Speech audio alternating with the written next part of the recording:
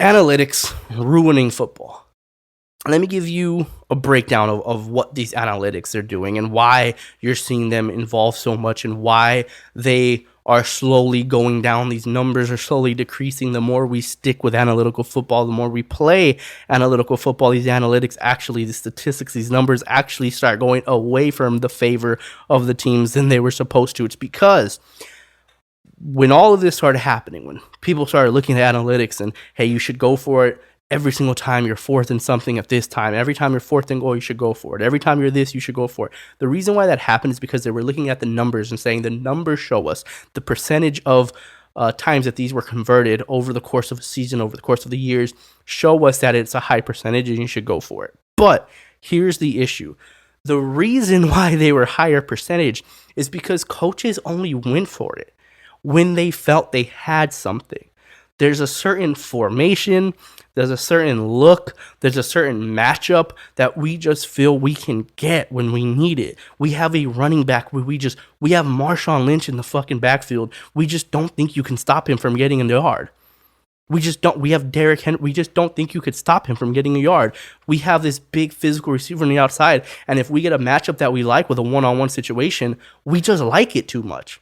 There's a certain look that you give us. There's a certain tendency that you have from us watching film, from our game plan. We know that you have a tendency to go to this formation with this personnel set, a certain look and a certain play call that we have for that exact specific moment, and that's why we're going for it. So the numbers are high. The reason why they're steadily decreasing is because that's not happening anymore. Now it's just go for it. I can't remember the game exactly. I'm going to beat myself up for this like crazy. I can't remember the game, but it was a 3rd and 2, a 3rd and 1. It was just outside the goal line. They were able to still get a yard. If they would have picked up the 3rd and 1, then that would have put them at about, if they would have picked up the 3rd and 1, they still could have gotten 1st and goal from the 1 yard line, right? So they were at like the 3 and it was a 3rd and 1, something around those lines. Or they were at the 3 and it was a 3rd and 2 if they got to the 1, whatever the case is. Well, they ran the ball on 3rd down, run it to the outside as a stretch play to the outside. They lose yards. They lose 2 yards in that play. Well, they come back and decide to go for it on 4th down. This is my issue with it. If there was a play, if there was a look, if there was something you had in your game plan, something that you had in the playbook, something that you had on them, their tendencies, something that you felt like you can exploit, you would have done it on 3rd and 1 from the 3 yard line. You would have done it at that play, at that moment.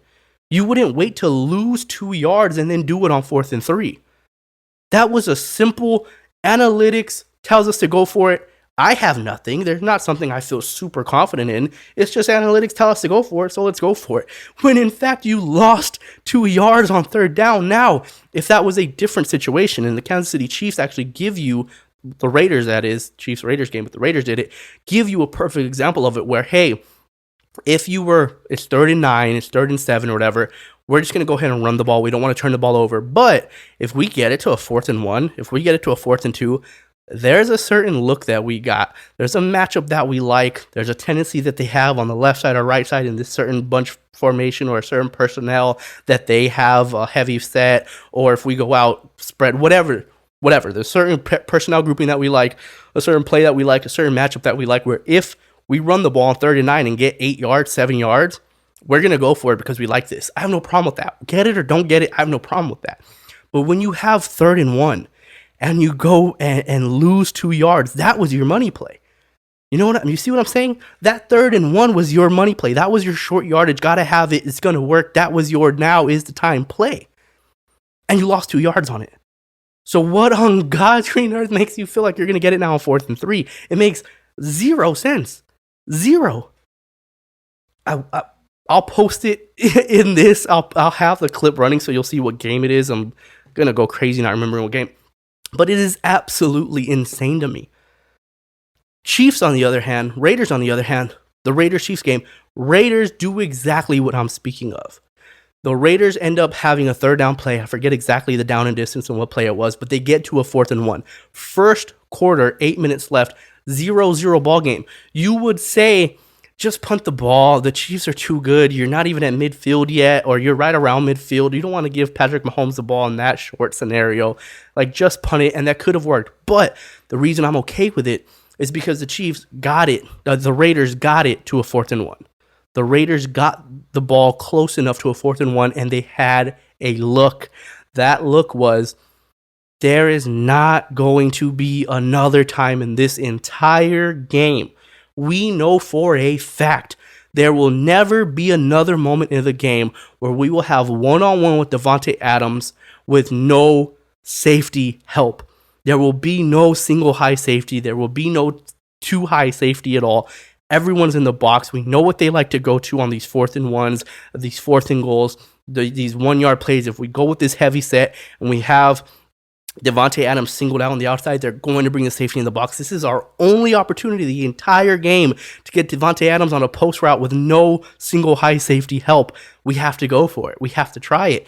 And it works. And if it didn't work, that's okay, because for the first time, you're getting a matchup that you'll never get again in the game. You haven't gotten that opportunity, and you'll never get that opportunity to get one-on-one with Davante Adams with no single high safety. You'll never get that again. So the fact that you go for it in that situation, beautiful. Now, the fact that you score a touchdown on that play, beautiful, McDaniels. Beautiful, Raiders. Beautifully done.